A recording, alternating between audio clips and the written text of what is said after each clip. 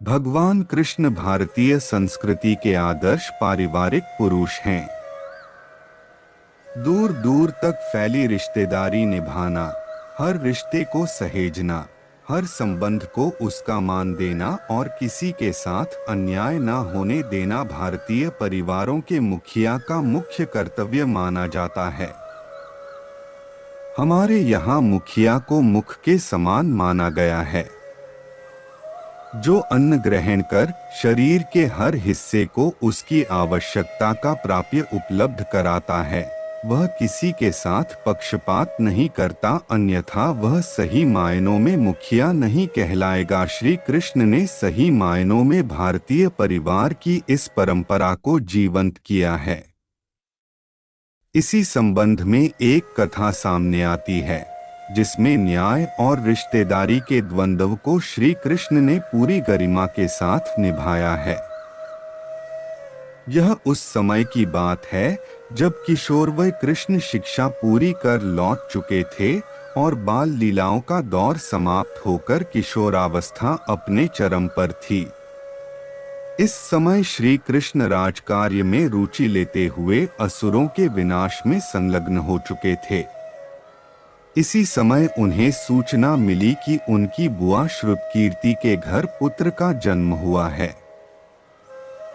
शुभ समाचार से प्रसन्न श्री कृष्ण अपने बड़े भाई बलराम के साथ अपने नन्हे भाई को दुलारने पहुंचे।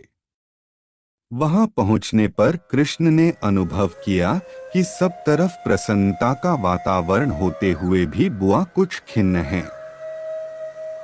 उन्होंने बुआ से इसका कारण पूछा। बुआ ने स्वीकार किया कि सब कुछ ठीक नहीं है।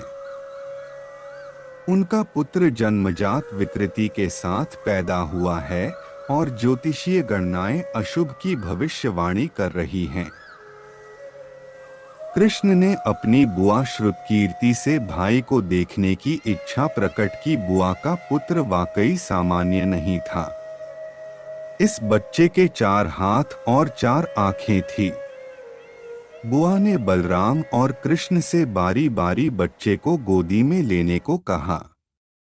बलराम की गोद में आने पर बालक में कोई परिवर्तन नहीं हुआ, लेकिन कृष्ण की गोद में आते ही बालक जोर जोर से रोने लगा और उसके अतिरिक्त हाथ और आंखें अलग होकर धरती पर गिर पड़ी।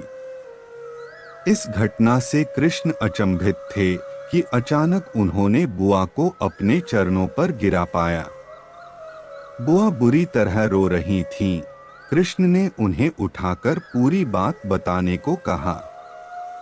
तब बुआ ने कहा कि ज्योतिषियों ने बताया है कि बच्चा आसुरी प्रवृत्ति लेकर पैदा हुआ है और जिसकी गोद में जाकर इसके अतिरिक्त अंग गिर जाएंगे, वही इसका काल बनेगा। बुआ ने कहा कि हे कृष्ण, तुम अपने ही भाई को मारकर अपनी ही बुआ की गोद कैसे उजाड़ सकते हो? मुझे वचन दो कि तुम हमेशा इसकी रक्षा करोगे और इसको मारने की बात मन में भी ना लाओगे। बुआ की बात सुनकर कृष्ण ने उन्हें समझाते हुए कहा कि हर प्राणी अपने पूर्व जन्म और कर्मफल सिद्धांत से बंधा हुआ है। इस जन्म का हर प्राप्य पिछले जन्म के कर्मों का फल होता है। यदि इस जन्म में इस बच्चे की मृत्यु मेरे हाथों लिखी है तो प्रारब्ध को कोई बदल नहीं सकता। बुआ के रोने कल्पने से पसीजे कृष्ण ने उन्हें दिलासा देते हुए वचन दिया कि वह उनके पुत्र के 100 अपराधों को क्षमा कर देंगे, लेकिन इसके बाद उसे कर्मफल भुगतना होगा। बुआ उनके वचन से संतुष्ट हुई और उन्होंने तय किया कि वे अपने बच्चे को समझा देंगी कि वह कभी 100 की गिनती पूरी ना होने दे। आगे चलकर यही बच्चा शिशुपाल के रूप में बड़ा हुआ। अपनी माँ के लाख समझाने पर भी उसने कुसंग और कुप्रवृत्तियों को नहीं छोड़ा और कृष्ण के लिए बैर पालता ही रहा।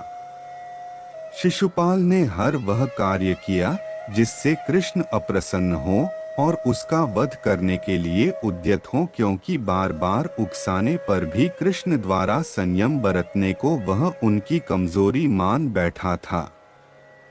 उसे गर्व हो गया था कि कृष्ण उससे डरते हैं। शिशुपाल के लाख उकसाने पर भी कृष्ण ने अपनी बुआ को दिया वचन निभाया। उन्होंने हर गलती पर शिशुपाल को समझाते हुए उसे गिनती भी याद दिलाई। अंततः 100 अपराध पूरे होते ही शिशुपाल कृष्ण के सुदर्शन चक्र का ग्रास बनते हुए मोक्ष को प्राप्त हुआ। इस तरह श्री कृष्ण ने कर्मफल को सार्थक करते हुए दंड विधान के साथ न्याय किया और बुआ को दिया वचन निभाकर रिश्ते का भी मान रखा। दोनों ही पक्षों को पूर्ण रूप से संतुष्ट करते हुए उन्होंने मुखिया के गुणों का भली भांति निर्वहन किया।